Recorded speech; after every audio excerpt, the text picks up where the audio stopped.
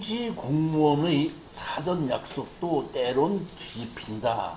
이 참, 이 사건이 많은 거고, 이때 제가 농지에 대해서 확실하게 배우게끔 됩니다. 여기 보시면 171페이지입니다. 충청남도 당진시 합덕읍 대합덕리 토지만 매각으로 되어 있죠. 토지만 매각이 되어 있고 지목이 뭐예요? 전입니다.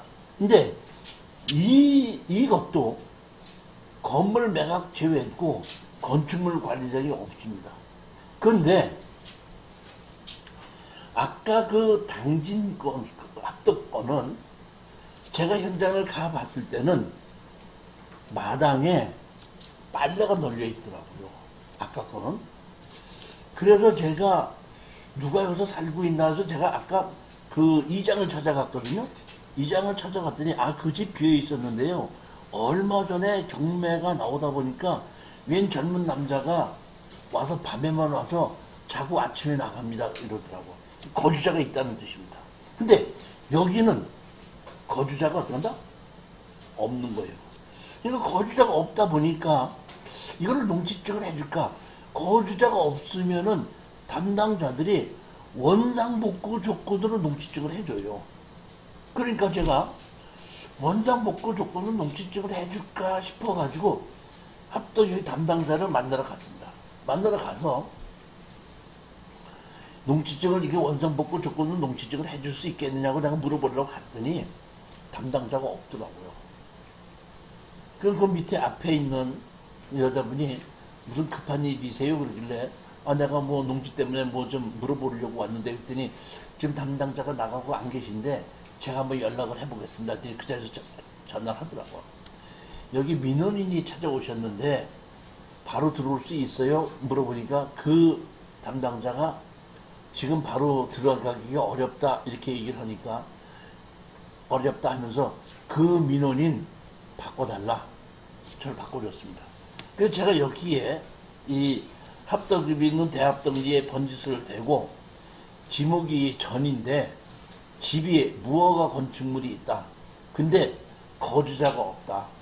그럼 내가 이거를 농지 낙찰을 받았을 때에 원상복구 조건으로 농지증을 해 주실 수 있습니까? 하고 제가 물어봤더니 만약에 거주자가 없는 집이라면은 원상복구 조건으로 농지증을 해 드리겠습니다. 이렇게 된 겁니다. 예, 알았습니다. 그러고 난 다음에 제가 이 원상복구 조건으로 농지증을 해준다는 조건으로 제가 우리 추천물건에 올렸습니다. 그랬더니 한 분이 저한테다가 제가 이거를 입찰에 들어가려고 하는데 제가 경매가 처음이기 때문에 법원에 가는 것도 처음인데 죄송하지만 저하고 같이 동행을 좀 해주실 수 있습니까? 이렇게 저한테 얘기를 하더라고요.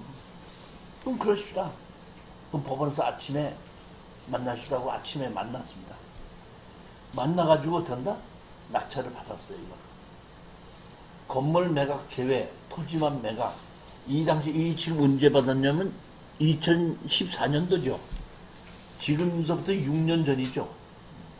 이때는 이런 건물, 이렇게 특수한 물건은 들어오는 사람이 없기 때문에 거의가 단독공찰이 됐었어요. 그러니까 이것도 단독공찰로 어떤다? 낙찰 때 받은 겁니다. 받고 제가 바로 얘기했죠. 농지취득 자격증명서를 띄러 가야 된다. 농지증을 띄러 갔습니다. 띄러 갔더니 담당자가 제가 먼저 번에 물어봤던 사람 누구입니다. 원상복구 조건으로 저기 농지증을 해준다고 그래서 이거 왔습니다. 그랬더니 예, 여기 영농계획서 쓰시고요. 여기 원상복구 조건으로 어떻게 한다? 쓰시고 여기 각서 하나 쓰고 도장 찍고 하십시오. 그리고 4일 후에 오십시오. 그렇게 해서 제가 다 원상복구 하는 걸로 하고 영농계획서 써갖고 제출하고 제가 그 낙찰 받은 분한테다가 4일 후에 여기 와서 농지증을 받아서 이 법원에 제출해야지 끝이 나는 거다. 하라.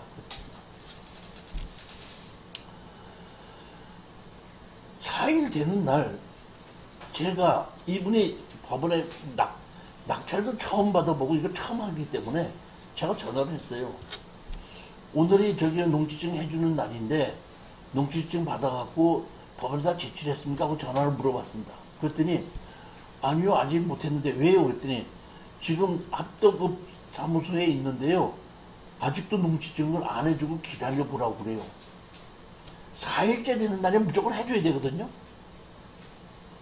뭐라고? 안 해준다고? 아직도 안 해준다고? 기다리라고? 그 내가 다른 데 땅을 보고 있다가 그런 리가 있나? 그 뭔 문제가 있나 보다 하고, 그래요? 그 이상하네요. 내가 한번 가야 되겠네 하고 제가 어떤다? 합동읍에 갔습니다. 갔더니 오후 한 3시 정도쯤 대처했어요. 그래가지고 내가 아직 못 받았냐 했더니 아직 못 받았대. 아니 그 무슨 일이 있었냐 했더니 아침에 농지증을 받으러 왔더니 제가 보기에는 농지 취득 자격증을 발급받아 줄 것을 만들어 놨던 것 같아요. 근데 아침에 자기가 받으러 왔더니 어떤 사람들이 남자고 여자가 와갖고 이걸 어떻게 농지증을 왜 해주느냐 이제 내가 물었는데, 그러니까 이거는 그 원상 복구시키는 조건으로 농지증을 발급하기로 해줬다 이렇게 얘기를 하니까 이게 누구 건물인데 누구 마음대로 원상 복구시키느냐 이제 이러고 갔다는 거예요. 그러고 나니까 이 담당자가 어떻게 한다? 농지증하고 받던 거 안 주고 붙들고 있었던 거야. 그래서 내가 가서 얘기했죠. 당신 해준다고 그랬죠? 이렇게 했지 않았냐? 그랬더니 죄송하지만은 농지증 못 해드리겠습니다. 그러더라고. 너무너무 화가 나는 거야. 이때만 해도 내가. 그러니까 경험이, 농지증에 대한 이론이나 경험은 있긴 있지만은 한 10번도 경험이 안 됐을 때거든요. 그래서 내가 하도 화가 나갖고 읍장실로 갔어요. 읍장실에 가서 제가 이거 농지증이 이렇게 해서 이렇게 됐는데 왜 해준다고 안 해주냐 그랬더니 담당자가 어떤다? 부르더라고. 뭐라고 하더라고. 그래서 왜 안 해주느냐?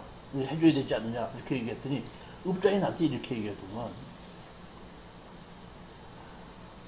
저는 담당자의 의견을 존중합니다. 담당자가 판단하기에 여기에 불법 건축물이 있어서 농지증을 안 해주겠다고 하는 것을 내가 담당자에게 무조건 해줘라 할 수는 없는 거 아닙니까? 이건 담당자의 판단입니다. 그러니까 어떻게 담당자가 못 해주겠다고 하는 걸 내가 해주라고 할 수는 없습니다. 그러니까 저한테 따지지 말고 어떤다? 돌아가십시오. 담당자도 안 해주겠다 그랬지. 읍장도 어떤다? 담당자 의견을 존중해서 못 해주겠다 그러지. 집에 왔습니다. 한만 생각해봐도 해결할 방법이 없는 거야. 자, 방법이, 농지증을 받는 방법이 2개가 있다 그랬죠, 아까 제가. 불법 건축물 있을 때 농지증 받는 방법이 2가지가 있다 그랬죠. 어떤 방법이 있다 그랬죠? 하나는 항공사진, 하나는 원상복구. 그러면 원상복구는 지금 안 해주는 거 아닙니까? 그러면 항공사진이 있을지도 모르겠다 싶어서 그 다음날 아침에 일어나자마자 여기 국토지리정보원 가갖고 8시 반서부터 기다리고 있었어요. 9시에 문을 열더라고. 9시에 문을 열길래 제가 어떤다? 항공사진을 봤습니다. 174페이지 보십시오. 174페이지. 여기 있죠, 요거. 요집. 요 집이 여기 항공사진에 있는 겁니다. 여기 있는 겁니다, 여기 있는 겁니다. 예? 항공사진이 있더라고요. 자, 보십시오. 앞에 거 보십시다. 173페이지 보시겠습니다. 합덕읍입니다. 농지취득 자격증명 신청. 귀하께서 신청하신 농지취득 자격증명 신청 농지를 현지 확인한 결과 아래와 같은 사유로 미발급 처리하오니 양지하시기 바랍니다. 대합덕리 비고 대 미발급 사유 신청 대상 농지는 농지법상 농지이나 현지 조사 결과 주택가 창고가 있는 대로 불법 전용한 형질 변경을 한 부분에 대한 복구가 필요하며 현 상태에서는 농지 취득 자격 증명 발급을 할 수 없음 뜻이죠. 이건 입찰부 지금 띄는 겁니다. 아까하고는 다르죠. 이건 입찰부 지금 띄는 거예요. 그래서 이거를 발급해 주니까 할 수 없이 제가 어떤다? 항공사진을 본 겁니다. 항공사진 봤더니 여기 어떤다? 집이 있더라고요. 그래서 제가 담당자한테 다시 전화를 했습니다. 수원에서. 내가 1966년도 항공사진을 봤더니 집이 있더라. 그러니까 원상복구 조건은 아니지만은 이거는 현재 농지법상 농지에 해당하지 않으니까 농지증을 해줘야 되지 않느냐, 반려로 해줘야 되지 않느냐 했더니 항공사진 가져오시면 해드리겠습니다. 그래서 항공사진 떼어서 가져가서 담당자한테 같이 줬습니다. 보여줬더니 이렇게 봤더니 맞네요. 해드리겠습니다. 잠시 기다리십시오. 다시 어떤다? 영농계획서하고 다 쓰고 해가지고 어떤다? 제출하고 기다리고 있으라고. 그때가 오후 한 2시쯤 됐습니다. 그러면 자기가 업장한테 결제 받아갖고 올 동안 잠시 기다리라고 그랬거든요. 잠시 기다리라고 그랬는데 1시간을 기다려도 이놈이 안 오더라고. 이상하다. 왜 안 오지 하고 기다리다가 아침 힘이 들어가지고 합덕업사무소 뒷곁으로 갔어. 이렇게 뒤로. 뒤로 갔더니 그 담당자가 거기 앉아서 담배를 피우고 있더라고. 거기 앉아서 들어오지 않고. 그래서 내가 거기 가고 당신 여기 왜 있어? 그랬더니 그렇게 됐습니다. 그러더라고. 뭐야 빨리 녹취증 안 해주고 그랬더니 죄송하지만 또 못 해드리겠다. 내가 뭐야 이번엔 또 왜 못 해줘? 그랬더니 이번엔 내가 안 해주는 게 아니고요. 업장이 안 해준대요. 업장이 왜? 내가 이거를 결제 받으러 갔더니 업장이 너는 내가 왜 일관성이 그렇게 없니? 너 민원인이 왔을 때 원상 복구시키는다는 조건으로 해준다며 예. 그래서 해달라고 했는데 니 안 해준다 그랬지 어저께. 그래갖고 민원인이 와서 내 방까지 와서 난리 쳤지. 그게 어저께다. 근데 하루 지나고 나니까 뭘 또 해줘야 된다고 나한테 결제를 받으러 와? 야, 내가 못 해주겠다. 이렇게 해서 자기는 해줘야 된다는 걸 알고 있는데 이번에는 업장이 틀어서 어떻게 한다? 못 해준다는 거야.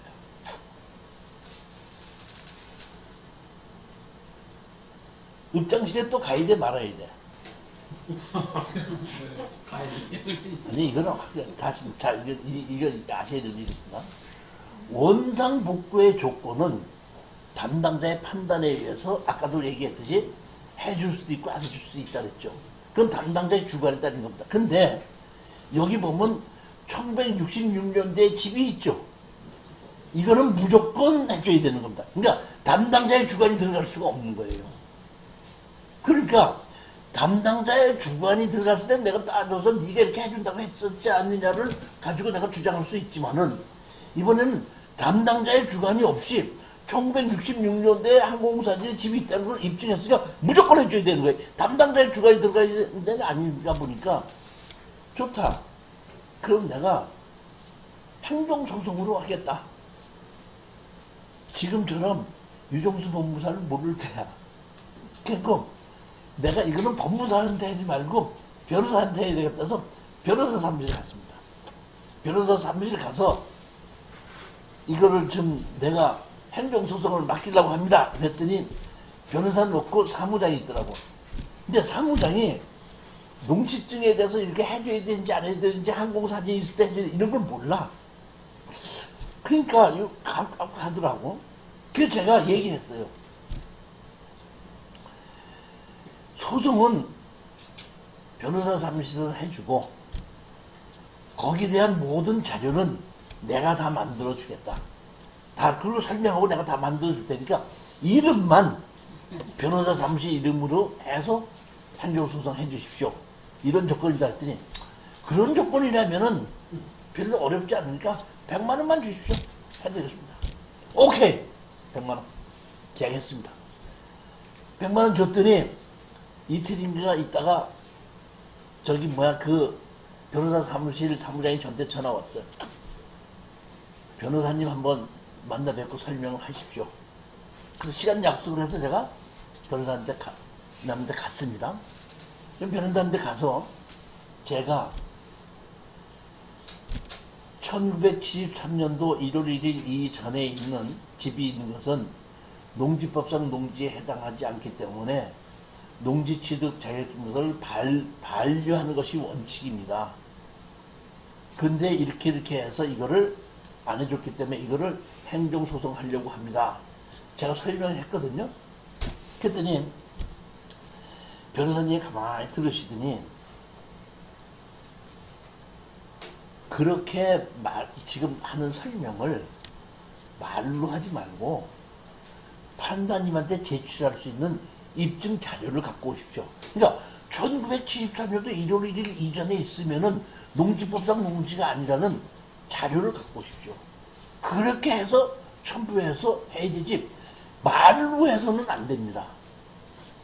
근데 사실은 1973년도 1월 1일 이전에 이렇게 불법으로 전용된 집이 있었을 때는 농지법상 농지에 해당하지 아니한다는 것을 어디에도 없습니다.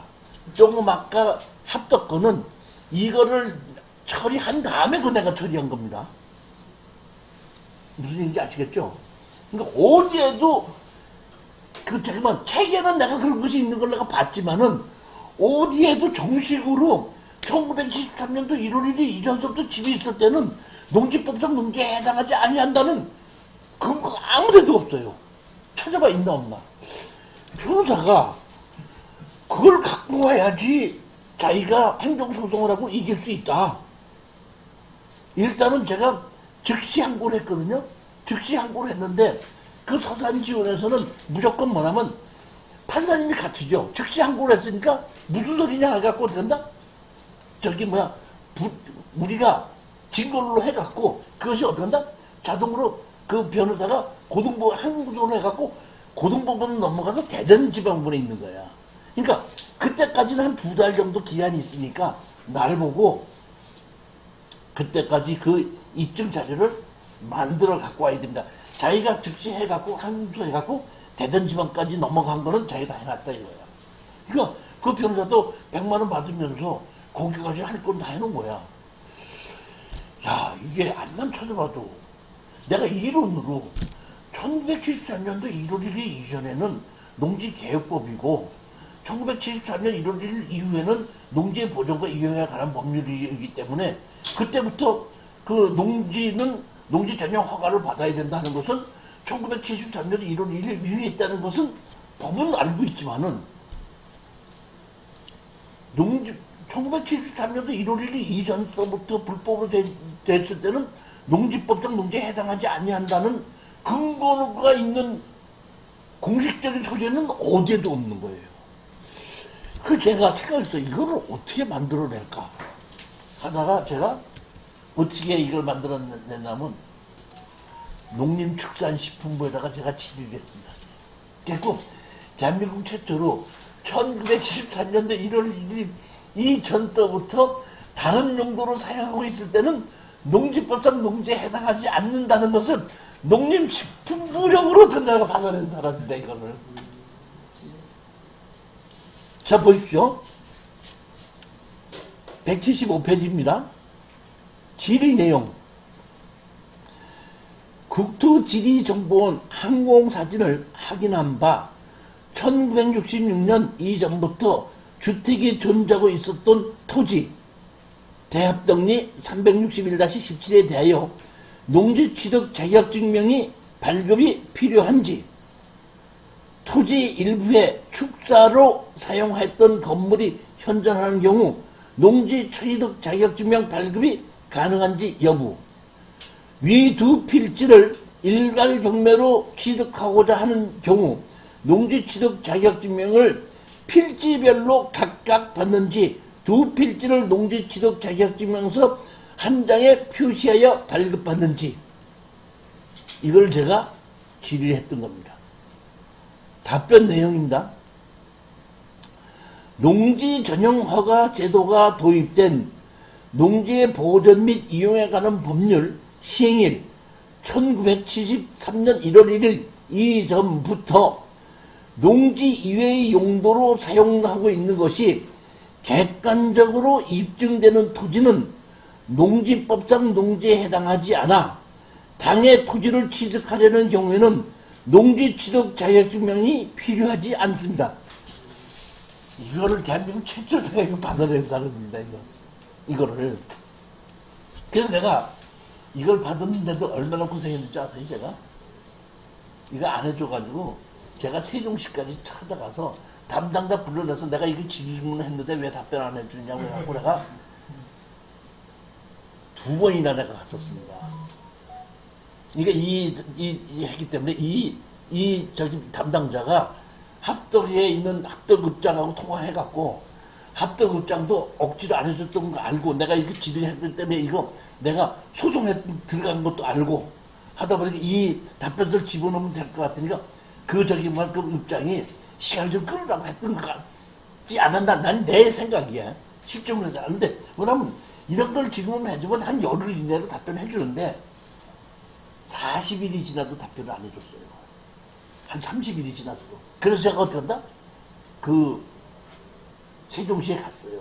가서 담당자를 불러내려서 왜 안 해주냐 그랬더니 일주일 안으로 해주겠다고 했어요. 일주일 안에 또 안 해줬어요. 다시 내가 또 했어요. 너 왜 안 해주냐 했더니 진짜 일주일만 기다리라고 그러더라고. 또 일주일 기다렸어요. 그랬더니 저한테 어떤다? 전화가 왔어요. 지금 제가 만들었는데 그거를 우편으로 보내면 시간이 걸릴 것 같아서 내가 메일로 먼저 보냈으니까 받으십시오. 그래서 받았습니다. 이걸 받아보니까 너무 기뻐서 나는 어떻게 한다? 아, 이제는 이길 수 있겠구나 하고 이걸 갖다가 어떤다? 변호사 사무실에 갖다 줬습니다. 변호사가 딱 읽어보더니 아, 이거 있으면 이제는 이겼습니다. 얘기할 거 없습니다. 내가 이거 첨부해서 답변서를 준비 서면을 해서 제출할 테니까 기다리시면 됩니다. 이겼어, 졌어, 이제. 기다리면 됐죠? 일주일 기다렸더니 사무장한테 전화가 왔어. 아이고, 졌습니다. 에? 왜요? 그랬는데 가서 봤더니 이렇게 된 거야. 진 게 아니고 취하가 기각이 된 겁니다. 재판이. 왜 기각이 됐냐면은 여기에 있는 이 채무자가 빚을 갚아버려갖고 경매 자체가 취하가 됐어. 경매 자체가 취하게 됐기 때문에 이 재판을 가지고는 논할 필요가 없다 해갖고 된다? 기각을 시킨 거야. 그러니까 그 오랫동안 이 연락이 가고 하다 보고 했을 때는 이렇게 해서 뒤처리 취하시킬 수 있는 뒤처리를 다 해놓고 저는 만들어준 겁니다. 이때만 해도 제가 농취증 가지고 한 10번 정도밖에 안 했을 때가 돼서 초창기였기 때문에 제가 이런 정도로 하고 끝이 났는데 이제 수십 번 이제 이 다음에 이걸 하고 난 다음에 내가 엄청나게 많이 배운 거예요. 이제. 그래서 어떻게 한다? 행정심판도 하고 행정소송도 했는데 제가 한 이 농취증 가지고 소송을 해갖고 진 것이 딱 한 번 있어요. 그것이 언제 졌나 하면은 행정심판을 했을 때 졌는데 아까 물어보셨던 그런 겁니다. 다시 말하면 농지인데 공장이 일부 된다? 침범한 겁니다. 그래서 행정심판을 한 거고 그 공장의 건물이 정식으로 건축물 관리장이 있는 거예요. 근데 제가 보기에는 농지기 때문에 그 공장에서 샀는데 저거는 못한 것 같아요. 보면 명예 이전은 못한 거야. 그래놓고 그냥 어떤다? 건물을 다 지은 거야. 그 농지까지 합쳐갖고. 근데 그 농지는 다른 사람 이름으로 그대로 있다가 경매로 나온 거거든요. 그러니까 그걸 낙찰받아가지고 이제 그 건물 주인하고 딜을 하려고 낙찰받았는데 불허가를 내준 거야. 그래서 그 당시에는 행정소송을 하지 않고 행정심판. 행정소송하고 행정심판하고 다른 게 뭐예요? 뭐가 달라요? 행사냐 공무원이냐. 그렇죠. 행정심판은 상급 공무원이 하는 거고 행정소송은 판사님이 하거든요. 그러니까 행정심판을 하다 보니까 두 번이나 그러니까 이거 말고 다른 것도 한 번 지은 적이 있는데 행정을 심판을 하거나 소송을 했을 때는 요건이 있어야 되는데 네 말은 맞지만 요건이 맞지 않다 이런 얘기야. 그렇게 갖고 된다? 진 거야. 그 다음부터 내가 이제 행정심판은 안 한다. 행정소송을 한다 해갖고 행정소송으로 해가지고는 다 이겼어 지금까지는. 아직까지 진 것이 없어요. 다만 중간에 빚을 갚아가지고 기각된 것은 있었습니다. 지금처럼. 이거 말고도 또 다른 거 한 건을 우리가 했더니 영농요건 불이농지기 때문에 당연히 해줘야 되는 거거든. 불법 건축물이 있었는데. 그런데 그걸 하다 보니까 그 불허가를 내서 행정소송하는 도중에 빚을 갚아버리니까 또 그것도 기각이 된 것이 있고, 이것이 행정소송하는 도중에 채무자가 빚을 갚아버리다 보니까 기각된 것이 있었고, 그 외에는 행정소송으로 어떤다? 전부 다 이겼고, 이런 경우도 있었습니다. 불법 건축물이 있었거든요. 농지 취득 자격증 명서를 신청해보면 철거는 원성 복구시키는 조건을 해줘야 되는데 해주지 않았단 말이에요. 그래서 내가 판례도 다 읽었단 말이에요. 그래서 낙찰 받았는데 불허가를 했어. 그래서 바로 어떤다? 행정소송 집어넣습니다. 집어넣었더니 유영수 법무사가 나한테 전화가 왔어요. 법원에서 전화가 왔는데 행정소송 취하시키면은 이거를 불허가가 난 것을 입찰 보증금을 내주겠다. 내주고 재경매를 다시 하면은 재경매 때는 원상복구시키는 조건으로 노티스를 해줄 테니까 행정소송을 취하겠느냐 이렇게. 그래서 나한테 어떤다? 그 법무사를 통해서 왔어요. 그래서 내가 얘기했죠 뭐. 아니 농지증을 입찰 보증금을 내준다면 행정소송 끝까지 갈 필요 없지 않느냐. 취하시키겠다 그랬더니 오케이 취하시켰더니 진짜로 어때가 불허가 낸 거를 농지증을 어떤다? 그 입찰 보증금 내줬어요. 그러고 나서 한 달 있다가 다시 재경매 넣었어요. 먼저 번번에는 최저가격에서 한 1,500을 더 썼거든. 이번엔 내가 우리 수강생한테 다시 들어갈 때 다른 사람이 이게 불허가 났었기 때문에 외형상으로 보면 입찰 보증금 띈 거야. 그러니까 어떤다? 최저가 구격으로 들어가고 최저가 구격으로 들어갔더니 단독을 뺐었습니다. 그런 경우도 있었다는 겁니다.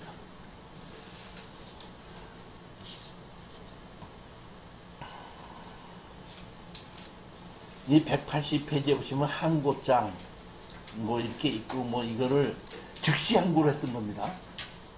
불허가 받자마자 이렇게 즉시 항고를 했던 겁니다. 즉시 항고하는 건데도 당연히 어떻게 한다? 우리가 불허가 그대로 증거를 해서 어떻게 한다?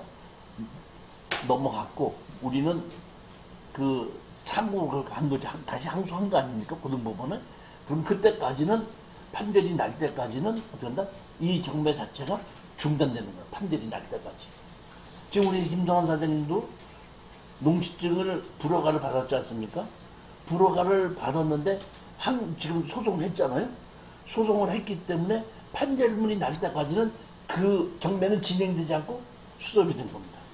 이제 판결이 났으니까 판결을 난 걸 가지고 다가 농지증 해달라서 농지증을 제출하면 그때부터 다시 어떤가 경매가 진행돼서 이제 잔금 내라고 나오고 잔금 내고 나면은 되는데 등기 이전하고. 그 불허가 떨어지고 나서 며칠 내에 이 항고장을 제출해야 되는 즉시 항고하는 거죠. 즉시 항고 그 자리에서. 그날도 예, 다시 항고장. 바로 그러니까 일주일 내인가 그래요. 그 즉시 항고하는 즉시 항고 해가지고 이렇게 항고장을 제출한 겁니다. 이렇게. 불허가 나자마자.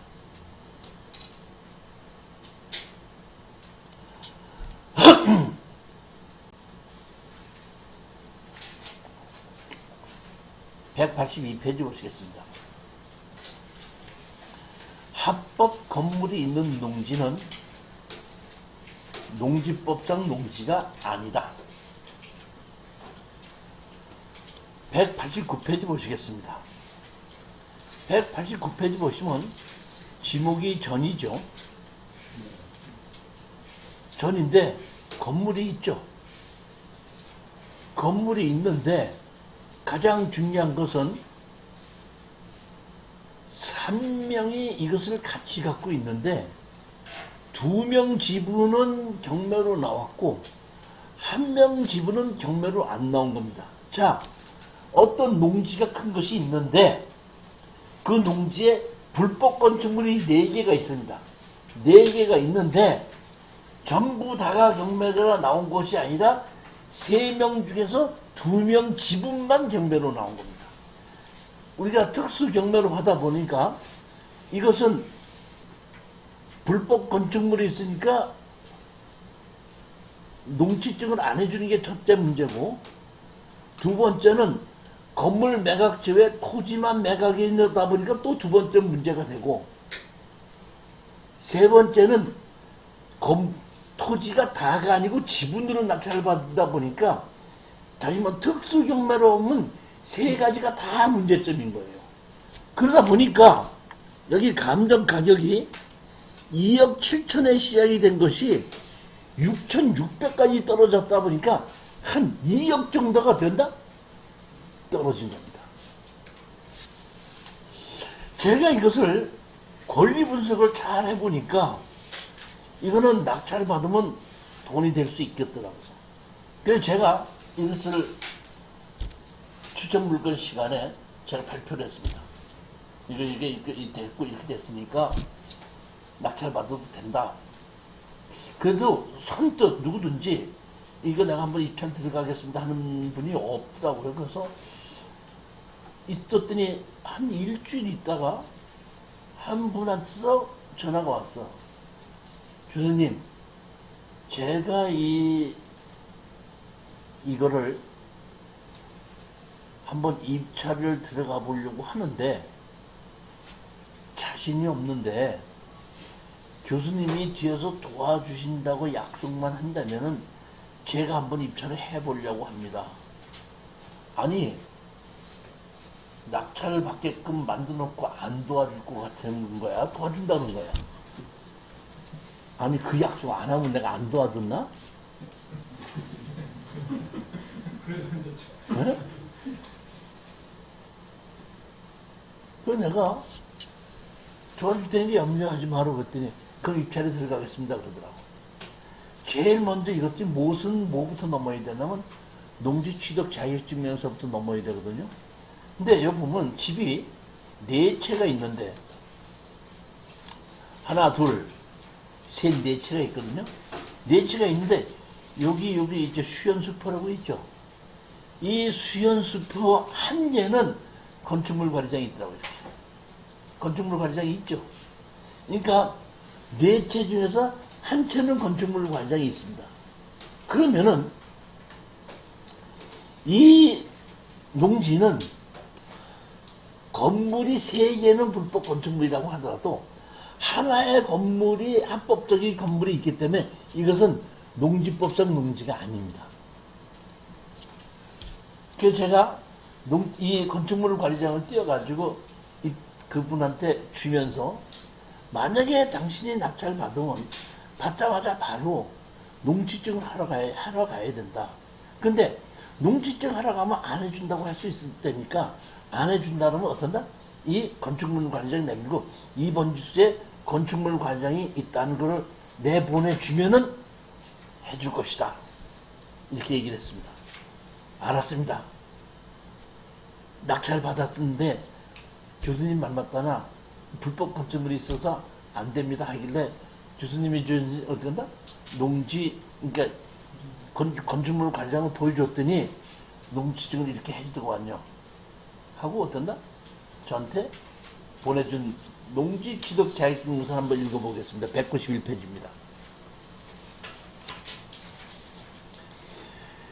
귀하께서 농업 경영 목적으로 제출하신 부바르 고백리 3-24 지목전 1162.38제곱미터에 대한 농지 취득 자격증명 신청서를 농지법 제8조 및 동법 시행령 시행규칙 제7조에 의거 재반 요건을 확인 심사한 결과 신청지는 사실상 대지로 되어 있어 농지법 제2조 1항 규정에 의한 농지에 해당하지 아니하므로 농지 취득 자격 증명서를 반려합니다.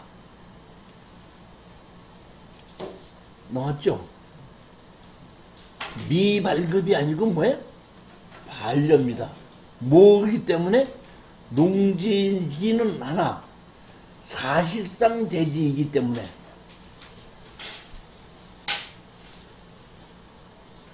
사실상 대지인 경우에는 농지법상 농지가 해당하지 아니하는 겁니다. 그런데 이 얘기는 뭐냐면은 여기서 가장 중요한 것은 여기에 옛날에 건물을 지었을 때는 1962년도에 제가 건축법이 생겼다 그랬죠. 그렇죠? 1962년도에 생기면서 건축법상 도로도 생겼지만은 건폐율과 용적률이라는 것이 생긴 거예요. 그러니까 그 땅에 건폐율과 용적률에서 얼만큼 전용을 한다는 것이 정해지는 거거든요. 근데 만약 이 경우에 1962년 전에 지었다고 했을 때는 건폐율과 용적률이 없이 지어진 겁니다. 그렇기 때문에 1962년대에 건폐율과 용적률이 정해졌을 때는 그 농지 중에서 200평이면 200평, 660제곱미터를 어디를 전용했다는 거기만 사실상 대지가 되는 겁니다. 그런데 1962년 이전에 건축법에서 건폐율과 용적률이 적용되기 전에는 필지 전체 전부 다가 사실상 대지가 되는 겁니다. 무슨 얘기인지 알죠? 근데 이 집은 1945년도인가 지은 거예요. 그러니까 건폐율과 용적률이 적용되기 전에 지었기 때문에 이 땅 전부 다가 사실상 대지이기 때문에 나머지 세 채가 불법 건축물이 있어도 이거는 사실상 대지가 되는 겁니다. 이해가셨죠? 이 뒤에 이제 다음 주에 강의할 걸 보면은 똑같이 이런 경우인데 그것은 건폐율과 용적률이 적용이 된 다음에 집이 지어졌기 때문에 전부 다의 농지 중에서 660제곱미터만 사실상 대지이고 나머지는 사실상 농지다. 이렇게 답변이 나오는 겁니다. 건축법이 몇 년도에 생겼다고? 62년도에 건축법이 생기면서 그때 건폐율과 용적률이라는 것이 만들어졌기 때문에 62년도 이전에 지은 집은 건폐율과 용적률 적용 없이 그냥 진 집이에요. 그러니까 그 땅에다가 집을 지어줬다면 그 땅 전부 다가 사실상 대지예요. 500평에다가 10평짜리 집을 줬어도 사실상 다 대지입니다. 건폐율과 용적률이 적용되기 전에 집을 지었기 때문에 그렇습니다. 근데 62년도 이후에 진 것은 건폐율과 용적률이 적용이 됐기 때문에 전부 다가 농지라고 하더라도 건폐율과 용적률에 의해서 적용된 것만 사실상 대지인 겁니다.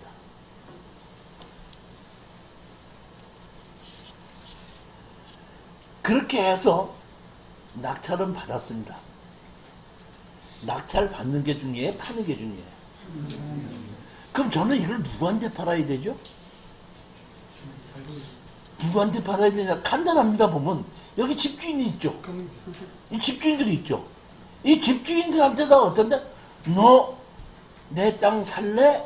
아니면 어떤데? 건물 허물을래? 그거 아닙니까? 그러니까 처음부터 저는 이 건물 주인한테 어떤다? 팔 거로 생각했다는 얘기. 그러면 건물 주인한테 팔려면은 당신이 지금 파지하고 있는 평수가 몇 평이라는 걸 알아야 되죠. 낙찰을 받자마자 잔금 내자마자 토목설계 사무실에 가서 현황 측량을 했습니다. 이렇게. 그러니까 집이 이렇게 앉아 있는 겁니다. 이렇게. 집이 앉아 있는 자리에 갖고 이걸 내가 어떤다? 가분할을 이렇게 해봤습니다. 이렇게.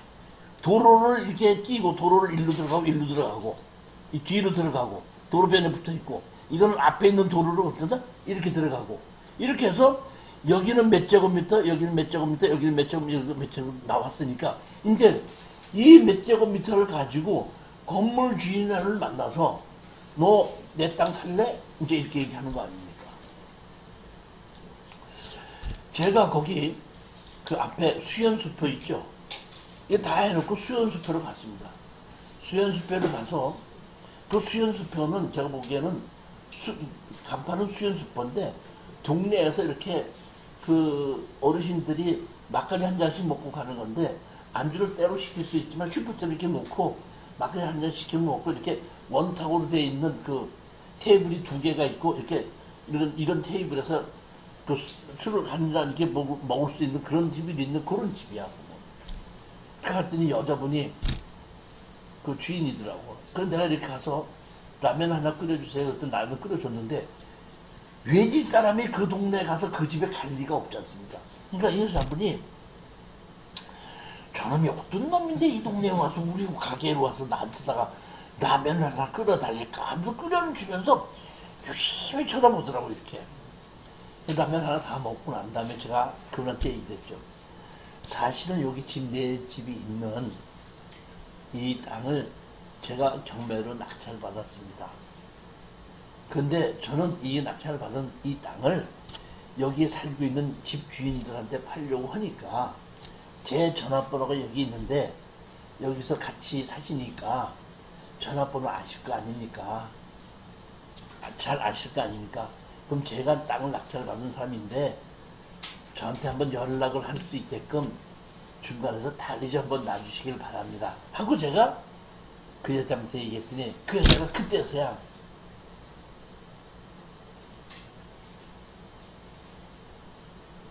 우리 내 집 사람들도 이 집이 땅이 경매로 나온 거 다 알고 있습니다. 그런데 우리가 입찰에 들어가려고 준비를 했는데 지목이 전이라서 불법 건축물이기 때문에 농지증을 안 해준다고 해서 안 받은 게 아니라 못 받은 겁니다. 그러니까 낙찰 받았다고 하지 마시고 잔금 다 내고 나면 오십시오. 이렇게 얘기하는 거예요. 나는 잔금 내고 갔어? 안 내고 갔어? 이미 저는 농지증까지 다 받아. 잔금은 내기 전인데 농지증까지 발급받아서 다 제출해갖고 허가가 다 나고 난 다음에 지금 뭐?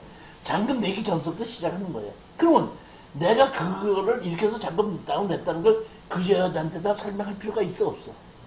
없죠.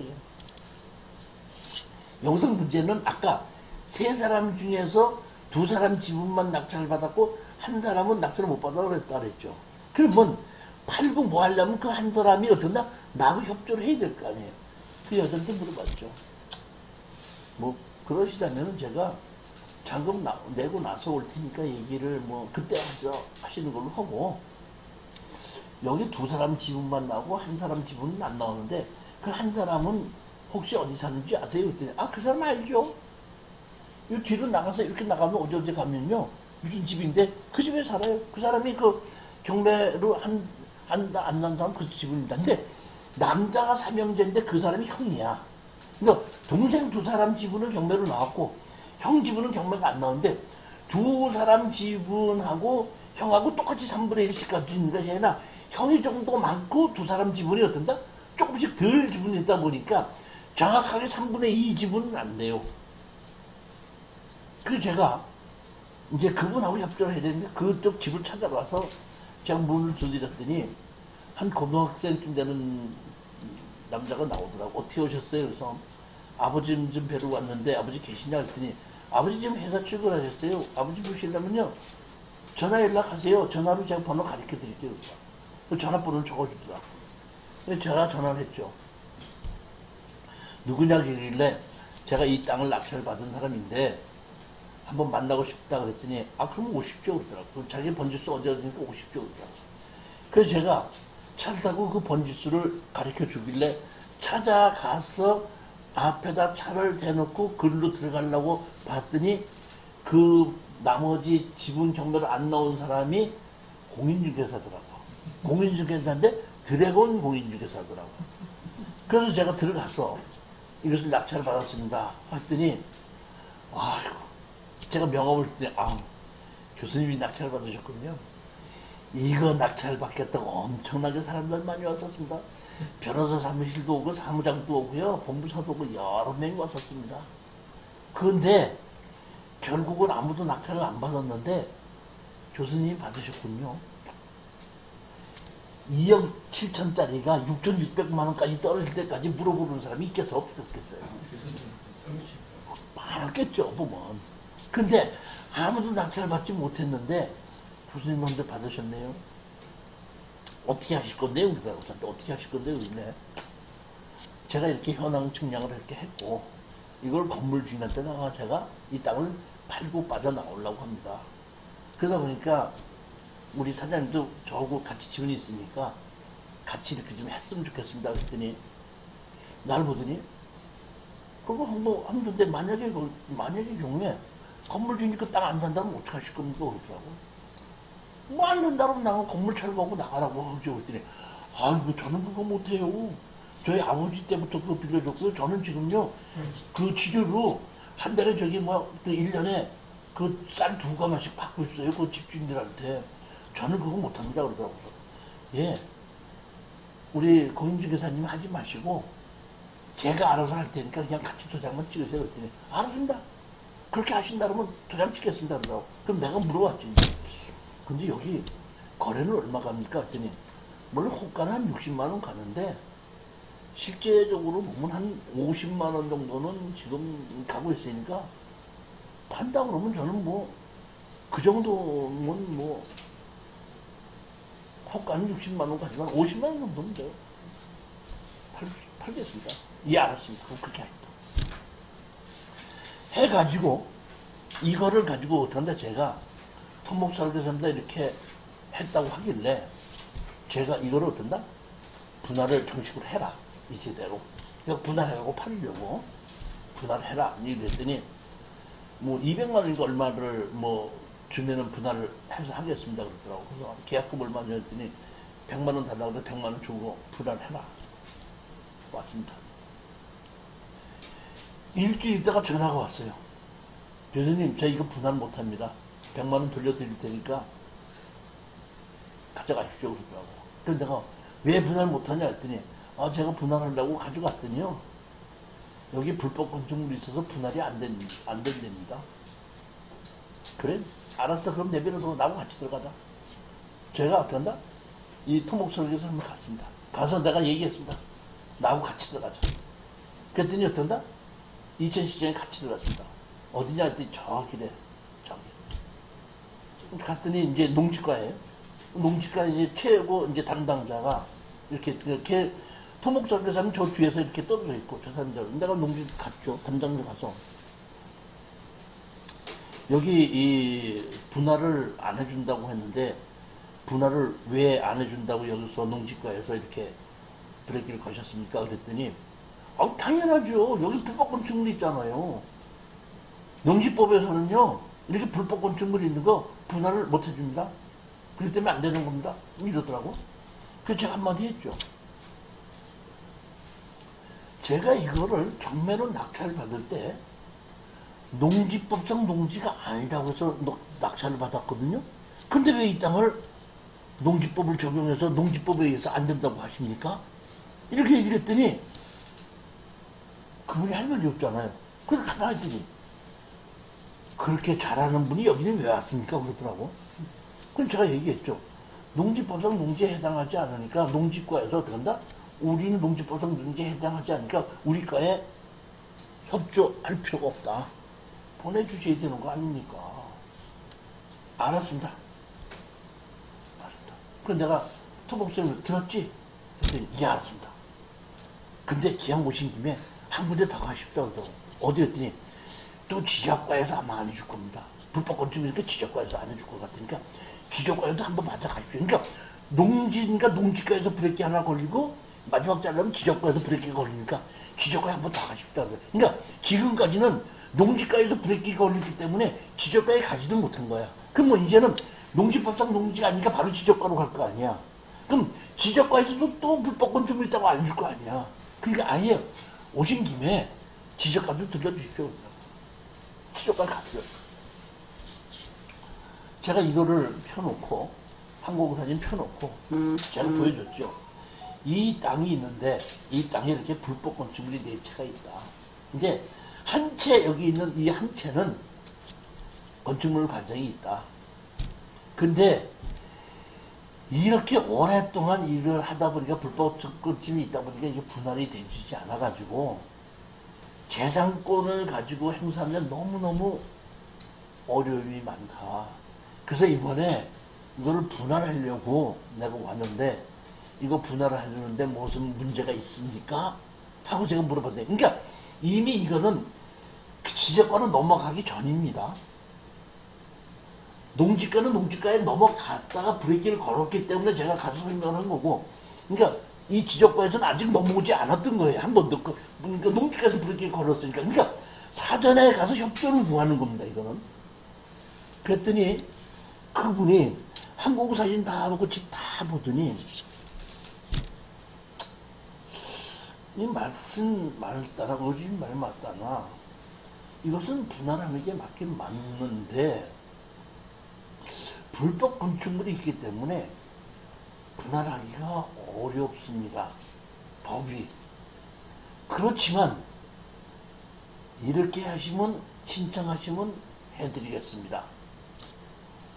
여기에 분할하는 것을 불법 건축물이 3개가 있는 3개 있고 합법적인 건물 하나가 있는데 불법 건물이 있는 거 3개는 빼십시오. 빼고 합법 건물이 있는 가운데 요거 1개만 잘라달라고 분할을 하면은 합법적인 있는 건물 분할을 해주게끔 되니까 가운데 걸 하나를 분할하면은 나머지는 저절로 분할되는 거 아닙니까? 그러니까 신청하실 때 불법 건축물이 있는 땅은 하지 마시고 합법적인 있는 건물 한 필지만 그 건물에 자른다고 신청을 해주시면 해드리겠습니다. 감사합니다. 했더니 그분이 그러더라고 나한테. 제가 보기에는 이게 자르려고 하는 것이 맞습니다. 맞고 제가 보니까 어떻게 보면 형님 같기도 하고 어떻게 보면 어르신 같기도 하고 했는데 이것은 그렇게 잘리는 것이 법은 안 되게 돼 있는데 이렇게 분할하는 것이 합리적이기 때문에 제가 그냥 도와드리는 겁니다. 감사합니다. 나오면서 제가 토목 담당자하고 들었지 그랬더니 예 알았습니다. 그렇게 해갖고 들었나? 자르고 팔았는데 자를 수 있게끔 다 만들었습니다. 측량도 다 했고 팔기도 다 팔았습니다. 그 이제 주인들한테 다 팔았는데 자르지는 못했어요. 왜 자르지 못했냐면 지적과에서 자르려고 할 때 무슨 담장이나 이 저기 뭐 장독대나 같은 이런 공작물이 있으면 안 잘라줘요. 자를 수 있게 다 하나 만들어 놓고 분할을 할 때 여기 장독대 허물어 버리십시오. 뭐 치워버리십시오. 그러니까 어떠한 공작물이 있는 데서는 공작물을 가운데로 해서 땅을 자를 수 없기 때문에 공작물이 있는 걸 철거하는 조건으로 잘라주는 겁니다. 그러니까 자를 수 있게끔 다 만들어 놨는데 자르지는 못했어요. 그 제가 이제 거기 주인들한테다가 이 공작물만 철거하면은 장독대 철거하면 잘라주는데 철거하지 그랬더니 거기 주인들이 그냥 뭐 이렇게 된 거 구분 소유로 구분 소유를 우리가 그냥 갖고 있는 걸로 하고 잘르지 않아도 무슨 상관이 있습니까? 지분으로 다 이제는 받아갖고 됐으니까 그냥 어떻게 한다? 안 잘라도 상관이 없습니다. 해가지고 어떻게 한다? 팔고 빠져나온 겁니다. 이해가셨죠? 오늘은 여기까지 하고 다음 주에 다시 농지 취득 자격증명을 다른 사례를 가지고 또 설명을 드리도록 하겠습니다. 자, 감사합니다.